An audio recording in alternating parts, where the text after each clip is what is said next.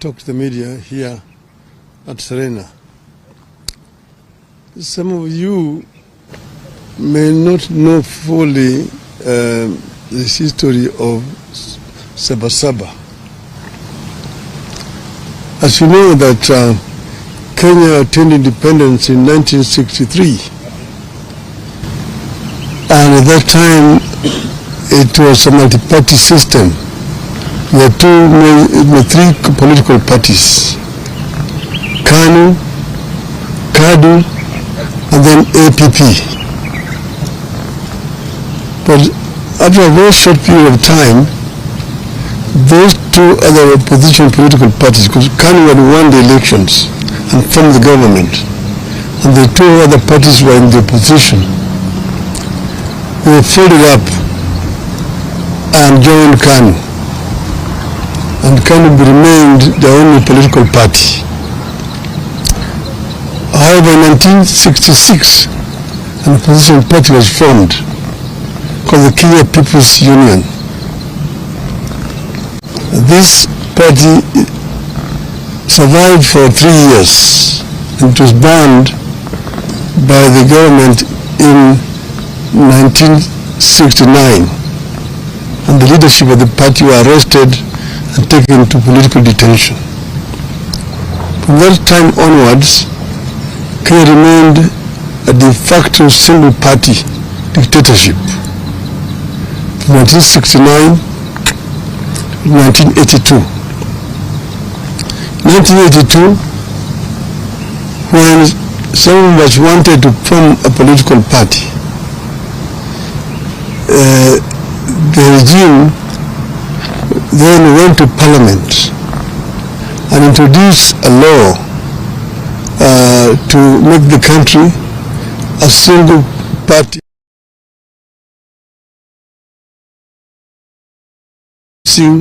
a constitutional amendment which is known as Section 2A that made it illegal to form any other political party.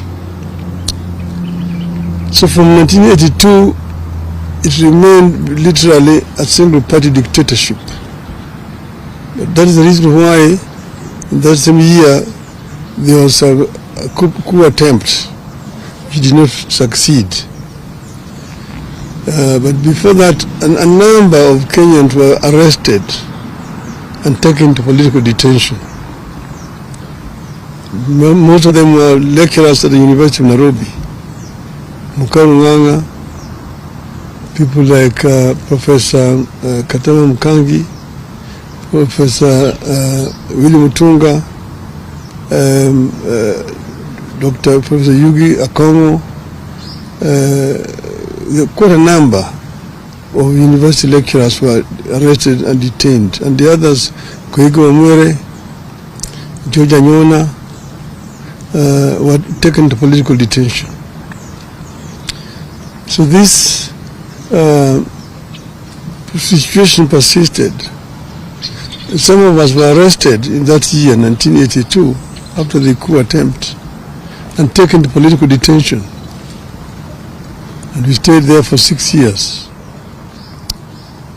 Then in 1988, KANU brought an amendment to his laws, saying that they were bringing what they called direct democracy, where there was a nomination process where people were lining up behind the candidates, and then the returning officer would count the voters who had lined up behind the candidates, and whoever got the highest number of votes, if you got more than 50% in total, you are automatically declared a member of parliament without having to go to the ballot.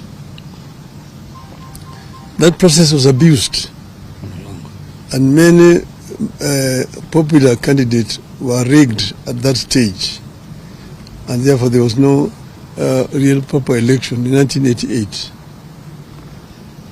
This now added momentum and anger to the movement for change. Among those people who had been rigged out were the late Kenneth Matiba, and Charles Rubia. So, come 1990, by that time I had been to detention 2 times. The 2 politicians, Kenneth Matiba and Charles Rubia, on the 2nd of May 1990, addressed a press conference, which they said that Kenya, the time had come for Kenya to become a multi-party. That Kenyans wanted a multi-party system of government. They were condemned seriously as being ethnic chauvinists, anarchists, people who want to bring chaos in this country. They told that this country was not yet cohesive enough to become multi-party. It would take another 100 years before Kenya became a multi-party system. So these were daydreamers. So the kind of machinery at that time set off now to demonize the 2 members of parliament, the 2 former members of parliament. And in the process, of course, a number of very inflammatory statements were made, even by some today politicians who are talking about democracy here. If you go into the archives, you see the names and what they said at that time. So in the process, Kenneth Matiba came to look for me to arrange for a meeting between him and Jaramogi Oginga Odinga, who was my father. I arranged the meeting, and then we met again. They met again with Mr. Rubia, Mr. Neko, and after lengthy deliberations, the decision was taken that they would be supported. At that same time, they sent the goons to Matiba's home the following day to attack his family. Matiba's wife was very badly wounded, Edith, and she was admitted to Nairobi Hospital where we went to see her. After that, we, myself and Kenneth Matiba and Charles Rubia made a statement in which we said we would go to Kamukunji to ask Kenyans if they were ready for multi-party. And we do it on the day of the 7th of July, that year, 1990. 7th of July, 1990. So after making that statement, we then now went on to mobilize for the meeting at Kamukunji. But then, of course, the police officers came to block us from meeting each other. They were stationed in my office at Ajib House, Matiba's office, up there on Koinange Street, and Rubia's office, and Paul Mwite's, and Gibson Kamau Korea's. On the 2nd of July 1990, Matiba and Rubia were arrested and taken to detention. On the 4th of July, I was arrested and taken to detention. That same night, they arrested Gitobu Manyara, they arrested John Hamenwa, they arrested now Justice Mohammed Ibrahim. Paul Mwite went into hiding. Kamau Korea ran into American embassy and sought refuge. Keyote Murungi was in Ethiopia and went to America. But that's how it was. But the International Commission of Jurists came up and made a very powerful lobby for the release of Hamenwa and Manyara, and they were released. As we remained in detention. And as you know, Rubia is the one who was first affected. He got a very serious infection, was taken to hospital. Eventually, he nearly lost his vocal cords and was released. Matiba suffered a stroke in detention and was removed and eventually brought to Nairobi Hospital, after which she was then taken to London for treatment. That completely undermined his health permanently. And these two people eventually died because of not old age at that time, but because of the injuries they sustained while in detention. Many people, but in spite of our being detained, the Kenyan people braved it and came out in numbers to go to Kamukunji on the 7th of July 1990. Many people were killed attempting to reach Kamukunji grounds that time. So then, after we came out of detention, then Ford was formed. We formed Ford. After forming Ford, we get pressed and said we were going back to Kamukunji. Eventually, when I was targeted again, I was moved away from here and taken into exile. But our people braved it and managed to march all the way into Kamukunji. And you will see the photograph in front page of Nation there today. You can see Martin Shikuku, James Orengo, Anyang' Nyong'o, Masinde Muliro on the back of that truck getting up to Kamukunji. That was not on Saba Saba, that was on the 16th of November 1991. But it's still the Kamukunji. That's why Kamukunji is very historical for the second liberation of this country. And that's why we celebrate Saba Saba. The fateful day on which Kenya's struggle for multi-party democracy took the most decisive turn is iconic and historical. It's a day rivaled only by the present day Mashujaa Day, previously Kenyatta Day, that celebrates the arrest and detention of the freedom fighters jointly called the Kapenguria Six.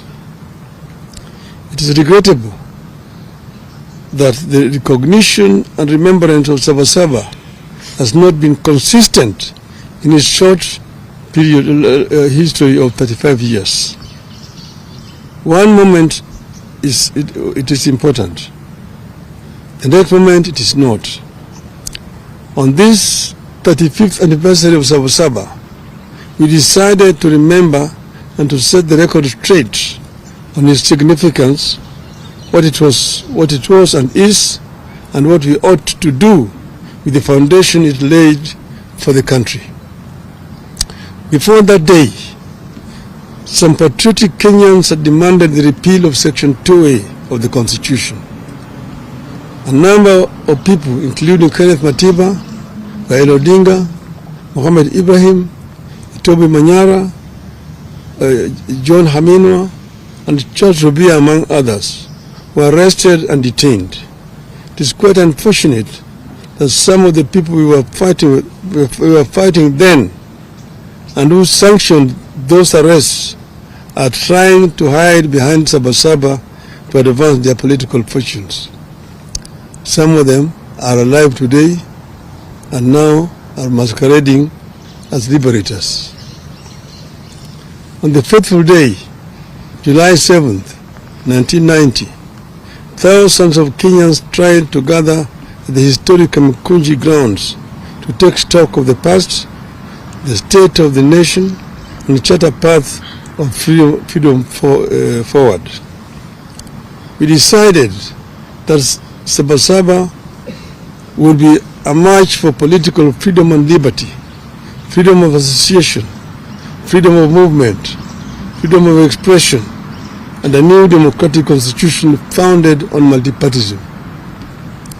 Kenyans wanted a fulfillment of the Kenyan dream, which was eradication of poverty, ignorance, disease, and good governance.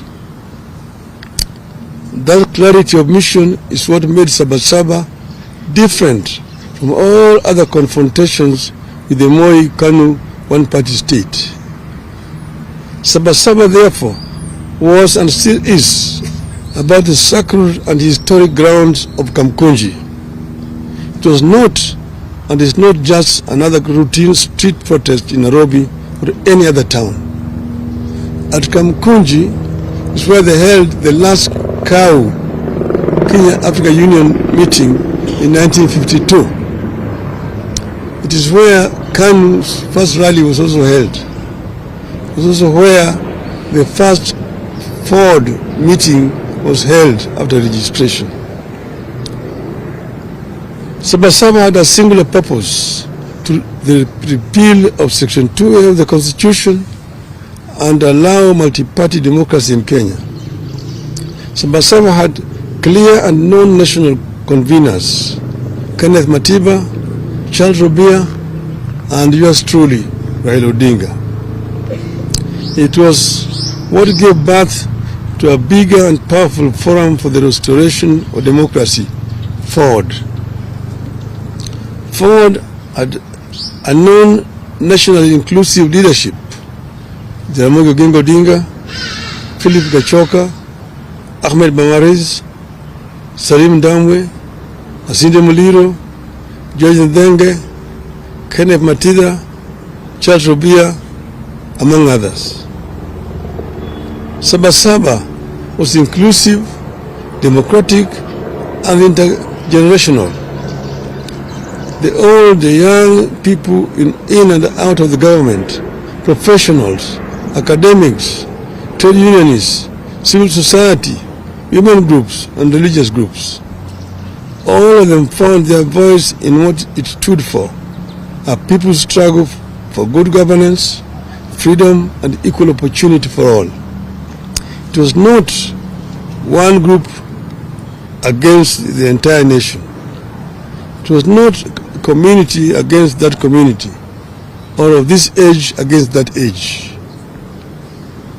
The movement stood for a peaceful and constitutional change of guard. That is the reason it focused singularly on amendment and later on the overhaul of the Constitution. These features are what made Saba Saba succeed. A year after the march, on December 2nd, 1991, President Moi capitulated. Section 2A of the Constitution was removed. Multi-partyism was reinstated. We achieved our core aim, which was to return Kenya to multi-partyism. Today, we have more parties than one could imagine then. That single amendment paved the way for the complete overhaul of the Constitution and the birth in 2010 of a new Constitution that came with provisions for fundamental freedoms and liberties that our citizens enjoy today.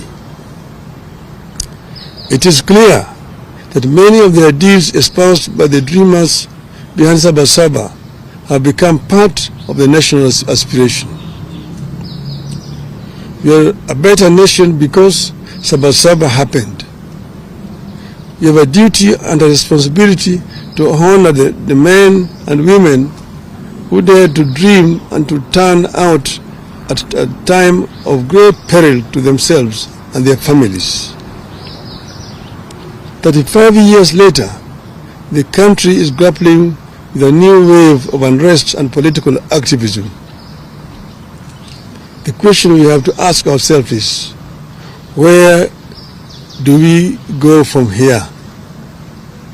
Do we embrace chaos or a coming together of minds and country. As a living architect of the events leading to the Saba Saba, I choose a coming together of minds and country in the interest of the country. I long fought for its progress, stability and prosperity. The most important struggle taking shape in our country today is the struggle for good governance, economic opportunity and equality. The biggest challenge facing Kenya today and into the foreseeable future is how to expand economic opportunity and lift particularly young Kenyans out of poverty, exclusion and unemployment.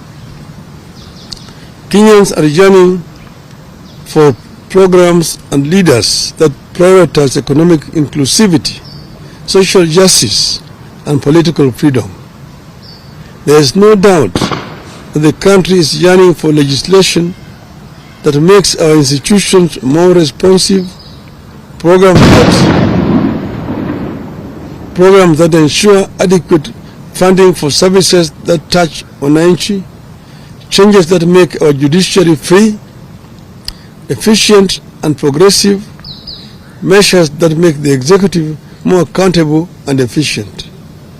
We must end impunity and corruption within our three arms of government. Our leaders must become modest, ethical, humble and accountable. What is to be done? What is to be done? I propose an inclusive, intergenerational, national conclave to hear our people across all divides and come up with irreducible reforms and changes necessary to take the country forward.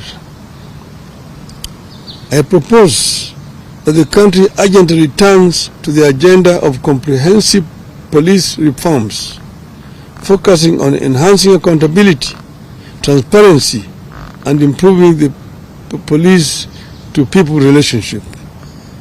Your rogue police force that shoots people with impunity. And this is a force that we inherited from the colonialists. It has not been reformed to become a people's defender, a people's servant. I propose that the conclave I envisage comes up with better and sustainable ways for addressing transparency, accountability and impunity, especially with regard to corruption and ensuring that leaders are held accountable for their actions.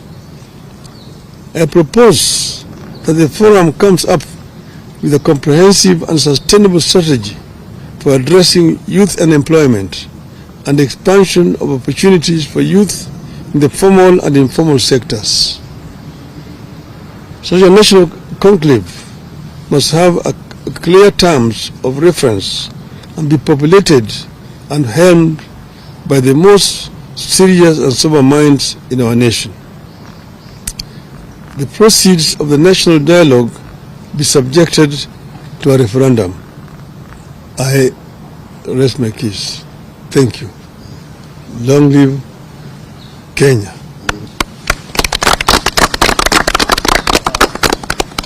you have any questions or just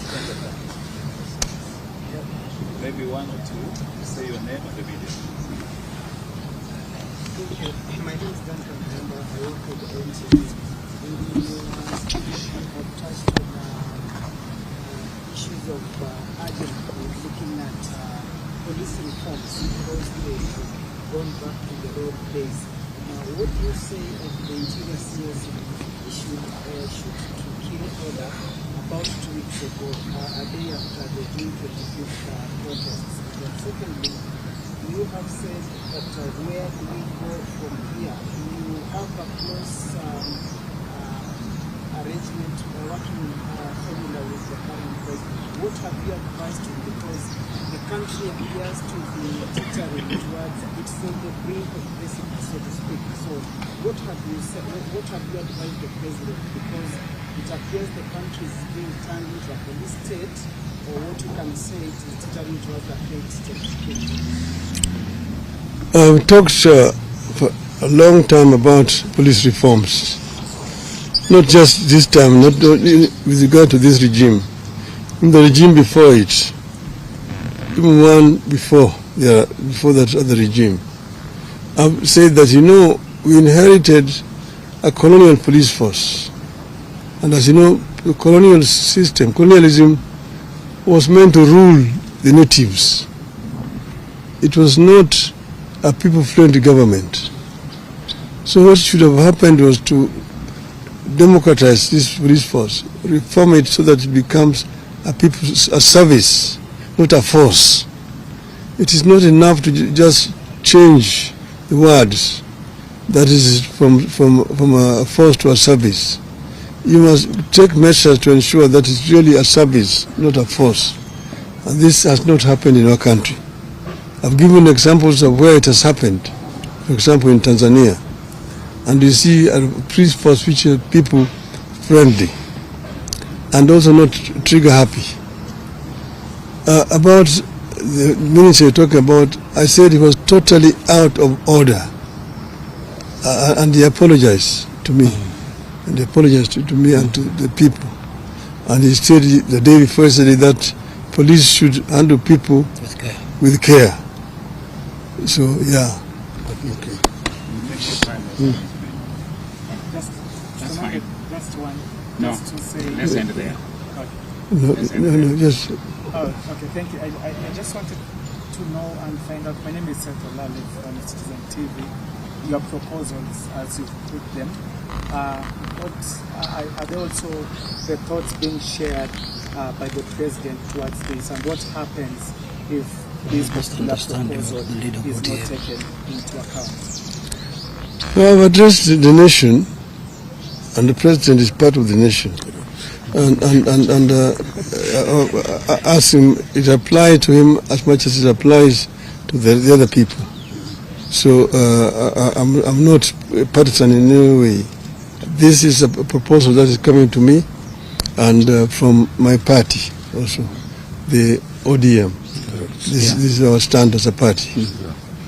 Okay. Thank you.